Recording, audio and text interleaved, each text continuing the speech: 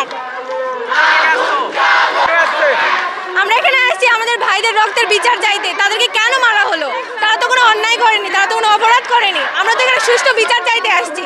আমরা সুষ্ঠু আন্দোলনে নেমেছিলাম, তারা আমাদের আন্দোলন কেন মেনে নিল না? আমরা তার উপর আবার তারা পুলিশের দ্বারা গুলি চালালো, আবার আন্দোলনকারীদেরকে মানে সন্ত্রাসী সাজায় দিল। কেন কেন এরকম করলো তারা? আমরা এই জবাব চাইতে আসছি। না, কোনো বাধা নেই। না, দেয় নাই। ভয় তো ছিল, কিন্তু যখন ও বলছে যে চলে আয়, আর কোনো ভয় লাগেনি, চলে আসছি। অনেক বলছে, আমার নানি, আমার মা, আমার বাবা বলছে কোথাও যাওয়ার দরকার নাই। আমি ওদেরকে না জানাই চলে আসছি। ওরা জানে না, খালি মা জানে। বলছি যে আমার